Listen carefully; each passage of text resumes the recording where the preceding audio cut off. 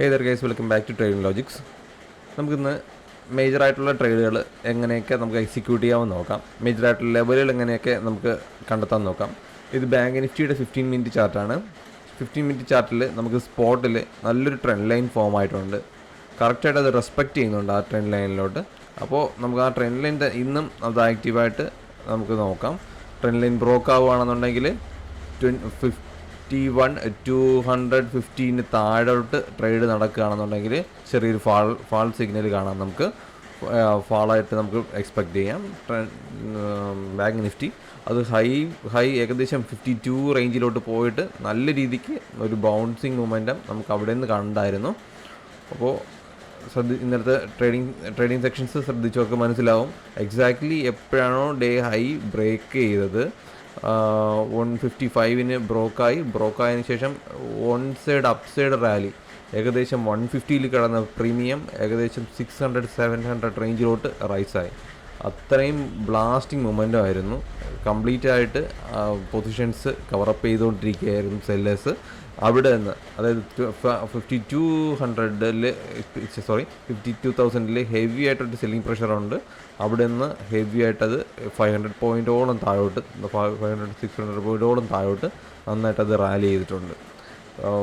ഇന്നലെ ഓപ്ഷൻ ബയേഴ്സിന് ഒരു അടിപൊളി ഡേ ആയിരുന്നു. അപ്പോൾ ഇതുപോലത്തെ മൊമെൻറ്റം എക്സ്പയറി ഡേയിൽ നമുക്ക് എക്സ്പെക്റ്റ് ചെയ്യാം. സോ നമുക്ക് എക്സ്പയറി ഡേയിൽ മാക്സിമം പ്രിഫർ ചെയ്യുന്നത് അന്ന് എക്സ്പയർ ആവുന്ന സ്റ്റോക്ക് സെക്ഷൻസ് ആയിരിക്കും നമുക്ക് ഏറ്റവും കൂടുതൽ പ്രിഫർ ചെയ്യാനായിട്ട് സാധിക്കുന്നത്.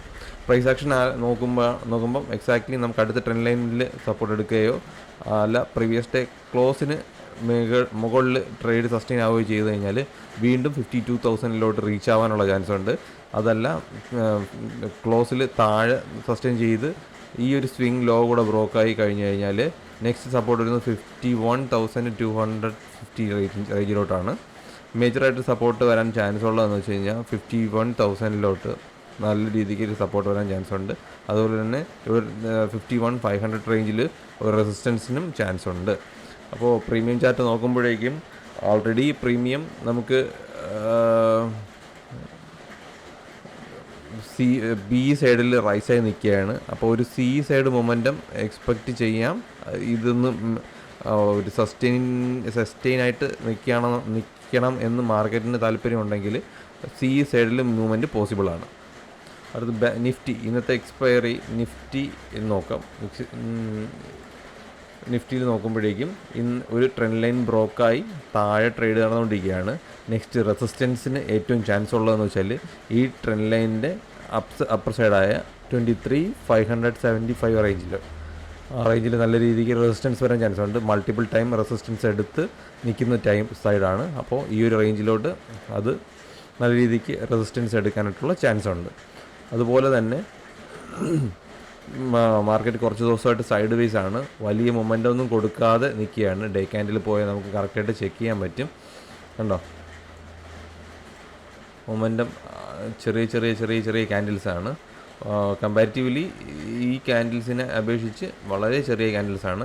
അപ്പോൾ ഒരു ബ്ലാസ്റ്റിംഗ് മൊമെൻ്റം ഡൗൺ സൈഡിലോട്ട് നമുക്ക് പ്രതീക്ഷിക്കാം, അപ്പ് സൈഡിലോട്ട് നമുക്ക് പ്രതീക്ഷിക്കാം. അതുകൊണ്ട് കെയർഫുള്ളായിട്ട് ട്രേഡ് ചെയ്യണം. ഇന്ന് വയലൻറ്റ് മൂവുകൾ ചിലപ്പോൾ പൊസിഷൻസ് കവറപ്പ് ചെയ്യുകയാണെന്നുണ്ടെങ്കിൽ സെല്ലേഴ്സ് വയലൻറ്റ് മൂവ്സ് അലോ ചെയ്യും. അപ്പോൾ അതൊന്ന് ശ്രദ്ധിക്കുക. നമുക്ക് പ്രീമിയം ബേസിൽ നമുക്ക് എന്ത് മൂവ്മെൻറ്റ്സിന് പോസിബിൾ ഉണ്ടെന്ന് നോക്കാം. പ്രീമിയം ബേസിൽ നമുക്ക് സി സൈഡിലോട്ടൊരു മൂവ്മെൻറ്റും പോസിബിളാണ്. ബിക്കോസ് നല്ല രീതിക്ക് പുട്ട് സൈഡിൽ പ്രീമിയം റൈസ് ആയിട്ടുണ്ട്. സി സൈഡിലൊന്ന് കൊണ്ടുപോയി പ്രീമിയത്തിനെ ഒന്ന് സ്റ്റേബിൾ ആക്കിയിട്ട്, അതായത് സി സൈഡിൽ നോക്കിക്കേ നല്ല രീതിക്ക് ഡിസ്കൗണ്ടിൽ കിടപ്പുണ്ട്. അപ്പോൾ സി സൈഡിലോട്ടുള്ള മൂവ്മെൻറ്റം നമുക്ക് പോസിബിളാണ്. പി സൈഡ് മെൽറ്റ് ചെയ്യിപ്പിക്കാനായിട്ട് സി സൈഡിലോട്ട് മൂവ്മെൻറ്റ് പോസിബിളാണ്. ഫസ്റ്റ് ഹാഫിൽ നമുക്കത് കാണാൻ സാധിക്കും എന്നാണ് എൻ്റെ പ്രതീക്ഷ. എനിവേ നമ്മുടെ ഡൗ ഇന്ന് നെഗറ്റീവിലാണ് ഓപ്പൺ ആയിരിക്കുന്നത്, മൈൽഡാണ്. അപ്പോൾ ഗ്ലോബൽ മാർക്കറ്റ് ക്യൂസ് കൂടെ നമുക്കൊന്ന് നോക്കാം.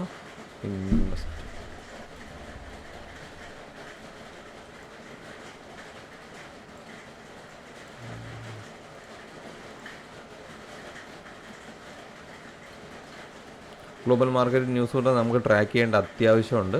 അപ്പോൾ വളരെ കെയർഫുള്ളായിട്ട് ഗ്ലോബൽ മാർക്കറ്റ് ന്യൂസ് കൂടെ നമ്മൾക്കൊന്ന് ആലോചിച്ച് ചെയ്യേണ്ട ആവശ്യമുണ്ട്. ഗ്ലോബൽ മാർക്കറ്റ് നമുക്ക് ഇന്ത്യൻ മാർക്കറ്റിനെ അത് ഇൻഫ്ലുവൻസ് ചെയ്യും.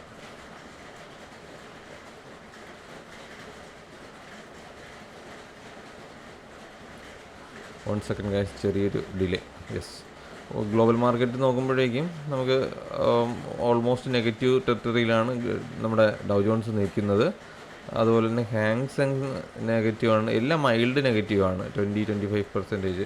കാറ്റ്സ് ഫിറ്റ്സിയൊക്കെ എഗെയിൻ നെഗറ്റീവ് തന്നെയാണ് ഇന്നലെ ക്ലോസ് ആയിരിക്കുന്നത്. S&P നാസ്റ്റോക്ക് ലൈറ്റായിട്ടൊരു പോസിറ്റീവ് മൊമെൻറ്റം, എല്ലാം ഒരു സൈഡ് വൈസ് മൊമെൻറ്റം എന്നേ പറയാൻ പറ്റുള്ളൂ.